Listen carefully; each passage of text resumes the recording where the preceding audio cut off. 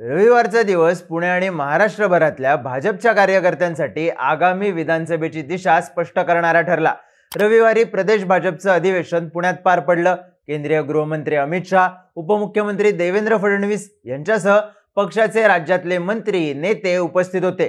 शाह, फडणवीस आणि प्रदेशाध्यक्ष चंद्रशेखर बावनकुळे यांनी महाविकास आघाडीच्या पवार, ठाकरे आणि राहुल गांधींवर कडाडून टीका केली। या अधिवेशनात देवेंद्र फडणवीसांचंही आक्रमक रूप पाहायला मिळालं। आपल्यापैकी प्रत्येकाला उत्तर देता येतं, पण आपण आदेशाची वाट पाहतो। आज मात्र मी परवानगी देतो की ज्याला बॅटिंग करायची करा, फक्त हिट विकेट व्हायचं नाही। आदेश विचारू नका, मैदानात उतरा आणि ठोकून काढा, अशी थेट परवानगी फडणवीसांनी दिली आहे। बावनकुळेंनी विधानसभेसाठी महायुतीच्या 200 जागांचं लक्ष ठेवा असं आवाहन केलंय। मराठा आरक्षण ते भ्रष्टाचार आणि हिंदुत्व या सगळ्या मुद्द्यांवर नक्की काय ठरलं? भाजप विधानसभेला नव्या चेहऱ्यांना संधी देणार? पुण्याच्या अधिवेशनातून शाह फडणवीसांनी विधानसभेचा टोन कसा सेट केला पाहूया या व्हिडिओतून। नमस्कार, मी चिन्मय आणि तुम्ही पाहताय बोलभिडू। या अधिवेशनामध्ये अमित शाह येणार असल्यानं विधानसभेसाठी भाजपची रणनीती स्पष्ट होणार हे निश्चित होतं। महाराष्ट्रात 2019च्या लोकसभेला सर्वात मोठा पक्ष असलेला भाजप यांना मात्र फक्त 9 जागा मिळवून दुसऱ्या क्रमांकावर फेकला गेला। देशात मोदींची सत्ताही काठावर आली असल्यानं भाजप कार्यकर्त्यांमध्ये संभ्रमाचं वातावरण आहे हे ओळखूनच या अधिवेशनाची आखणी करण्यात आली होती। या अधिवेशनाला महाराष्ट्रभरातून भाजपचे कार्यकर्ते, पदाधिकारी, नेते, प्रभारी सगळेच उपस्थित होते। अधिवेशनाच्या सुरुवातीलाच देवेंद्र फडणवीसांनी आक्रमकपणे फटकेबाजी करत पुन्हा एकदा लोकसभेला आपण 3 पक्षांच्या विरोधात नाही तर 4 पक्षांसोबत लढलो, ज्यात चौथा पक्ष हा खोटं नरेटिव्ह होता याचा पुनरुच्चार केला। तसंच आपली लोक आदेशाशिवाय बोलत नाहीत, पण आज मी परवानगी देतो की मैदानात उतरा आणि ठोकून काढा, फेक नरेटिव्हला खऱ्या नरेटिव्हने उत्तर द्या। तेव्हा आम्ही बेसावध होतो, पण आता माहिती झालंय आम्ही हरतो तेव्हा शिकतो असं म्हणत आगामी विधानसभेत भाजपच्या कार्यकर्त्यांना त्यांनी जोमानं कामाला लागण्याचे आदेश दिले। तसंच लोकसभेला विरोधकांनी संविधान बदलाचा नरेटिव्ह पसरवला, त्यामुळे झालेला त्यांचा विजय एखाद्या फुग्यासारखा असून तो लवकरच फुटणार आहे। विधान परिषदेला त्यांच्या फुग्याला आम्ही टाचणी लावली आणि विधानसभेला हा फुगा पूर्ण फुटणार आहे, अशा शब्दात त्यांनी विरोधकांना लक्ष्य केलं। तसंच अजित पवार आणि शिंदेंना सोबत घेण्यामागे मोदींच्या नेतृत्वात देश पुढे जात असताना महाराष्ट्र मागे राहू नये हेच लक्ष्य होतं असं फडणवीस म्हणाले। या अधिवेशनातल्या भाषणांमध्ये गाजलेला पहिला मुद्दा होता मराठा आरक्षणाचा। मराठा आरक्षणाच्या मुद्द्यावरून भाजपला लोकसभेत अनेक ठिकाणी मोठा फटका बसल्याचं पाहायला मिळालं। अजून देखील विधानसभेच्या तोंडावर मनोज जरांगे यांच्या निशाण्यावर देवेंद्र फडणवीस आणि भाजपचा आहे।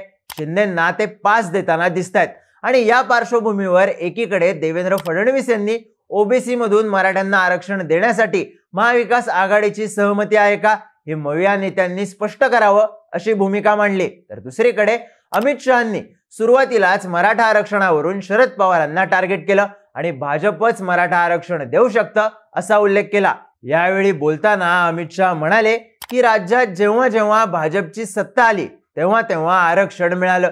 2014 मध्ये भाजप सत्तेत आलं तेव्हा मराठ्यांना आरक्षण देण्यात आलं, मात्र 2019 मध्ये शरद पवार आणि उद्धव ठाकरे यांच्या नेतृत्वातलं सरकार येताच आरक्षण गेलं। आता पुन्हा आमचं सरकार आलं तेव्हा पुन्हा आम्ही आरक्षण दिलं।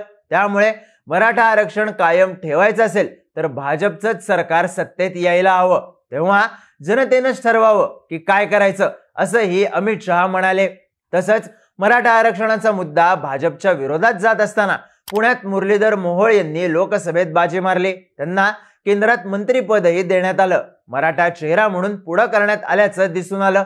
त्यामुळे आता पुण्यात शरद पवारांसोबत भिडण्यासाठी मराठा चेहरा म्हणून मुरलीधर मोहोळ यांनाच पुढे केल्याचं दिसतंय। मोहोळ यांच्याविषयी बोलताना अमित शहा म्हणाले की महाराष्ट्राच्या विकासाबाबत बोलणाऱ्या या शरद पवारांनी सांगावं, 10 वर्ष तुमची महाराष्ट्रात सत्ता होती, केंद्रात सत्ता होती, तुम्ही महाराष्ट्राला काय दिलं? खोट्या आश्वासनांच्या व्यतिरिक्त काहीच नाही दिलं। यूपीए सरकार काळात महाराष्ट्राला केवळ 1,91,000 करोड मिळाले, तर नरेंद्र मोदी यांनी 2014 ते 2024 या काळात महाराष्ट्राला तब्बल 10,05,000 करोड दिले।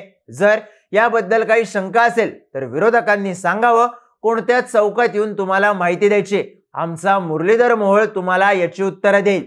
या अधिवेशनात गाजलेला दुसरा मुद्दा म्हणजे शहांनी ठाकरे आणि पवारांना टार्गेट केलं. लोकसभेला एकीकडे ठाकरेंना नकली औलाद आणि नकली शिवसेना असं म्हणत पंतप्रधान नरेंद्र मोदी टार्गेट करत होते, पण मधल्या काळात मोदींचा ठाकरेंविषयीचा सूर नरमला होता. गरज पडली तर मोदी ठाकरेंना जवळ करतील अशाही चर्चा झाल्या. तेच पवारांच्या बाबतीतही घडलं. शरद पवारांच्या राष्ट्रवादीचा नकली राष्ट्रवादी असा उल्लेख करताना मोदी पवारांनाही जवळ घेणार का अशा चर्चा झाल्या.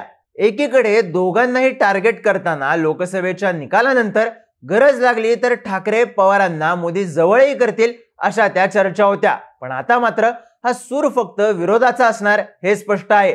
ठाकरे पवारांना टार्गेट करूनच भाजप विधानसभेची खिंड लढवणार हे कालच्या अधिवेशनातून स्पष्ट झालं. अमित शहांनी शरद पवारांची सत्ता आली तर आरक्षण गायब होईल इथपासून ते शरद पवार हे देशातले भ्रष्टाचाराचे मोठे सरदार आहेत असे आरोप केले. देशात आमची सत्ता आल्यापासून आम्ही एकदाही दूध पावडर आयात केली नाही, पण शरद पवारांनी तो निर्णय घेतला. देशातल्या भ्रष्टाचाराला संस्थात्मक रूप देण्याचं काम शरद पवारांनी केलंय हे घरोघरी जाऊन सांगा असं अमित शहांनी सांगितलं. उद्धव ठाकरेंचा उल्लेख औरंगजेब फॅन क्लबचे अध्यक्ष असा केला. देश आणि महाराष्ट्र भाजपच्याच हातात सुरक्षित आहे. देशाची सुरक्षा औरंगजेब फॅन क्लब करू शकत नाही. या फॅन क्लबचे अध्यक्ष उद्धव ठाकरे आहेत. बाळासाहेब ठाकरे यांचे वारस स्वतःला म्हणून घेणारे उद्धव ठाकरे कसाबला बिर्याणी खाऊ घालणारे, PFI ला पाठिंबा देणारे, संभाजीनगरच्या नावाला विरोध करणाऱ्यांच्या मांडीवर जाऊन बसले आहेत अशी टीका शहांनी केली. थोडक्यात एकीकडे शरद पवारांना भ्रष्टाचारी आणि दुसरीकडे ठाकरेंना औरंगजेब फॅन क्लबचे अध्यक्ष अशी उपमा देत आगामी विधानसभेत याच धर्तीवर प्रचार करण्याची सूचना त्यांनी कार्यकर्त्यांना केली. या अधिवेशनात गाजलेला तिसरा मुद्दा म्हणजे मोदी फॅक्टर, हिंदुत्वावर भर आणि नवीन चेहऱ्यांना संधी मिळण्याची शक्यता. कार्यकर्त्यांच्या कष्टामुळे मोदी सत्तेत आले हे सांगताना 60 वर्षात पहिल्यांदा एका नेत्याला तिसऱ्यांदा पंतप्रधान होण्याची संधी मिळाली. यश कमी मिळालं असलं तरी त्याची कसर विधानसभेला भरून काढा असा आदेश शहांनी दिला.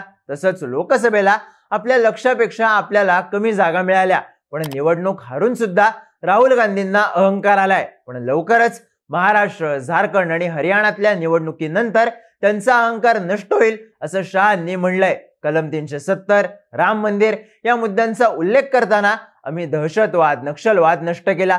पुढची 30 वर्ष भाजप विजयी होत राहणार असंही ते म्हणाले. याच सोबत अधिवेशनाच्या आदल्या रात्री कार्यकर्ते, पदाधिकारी, कोर कमिटीचे सदस्य यांच्यासोबत झालेल्या बैठकीत जुन्या चेहऱ्यांना बदलून नवीन उमेदवार देण्याविषयी चर्चा झाल्याची माहिती आहे. लोकसभेला अनेक उमेदवार बदला अशी मागणी असताना भाजपने जुन्या खासदारांना पुन्हा संधी दिली, ज्याचा फटका त्यांना अनेक जागांवर बसला. काही ठिकाणी उमेदवार बदलले असते तर आणखी जागा जिंकता आल्या असत्या असा कार्यकर्त्यांचा सूर होता. त्यामुळे त्या चुका टाळून भाजप नवीन उमेदवारांना संधी देईल असं म्हणलं जातंय. तुम्हाला काय वाटतं? या अधिवेशनातून भाजप लोकसभेतल्या पराभवानंतर महाराष्ट्रातल्या आगामी विधानसभा निवडणुकांसाठी टोन सेट करण्यात यशस्वी होईल का? भाजपच्या या रणनीतीला यश येईल का? तुमची मतं आणि प्रतिक्रिया कमेंट करून नक्की सांगा आणि माहितीपूर्ण व्हिडिओज पाहण्यासाठी बोलबिडूच्या YouTube चॅनलला सबस्क्राईब करायला विसरू नका.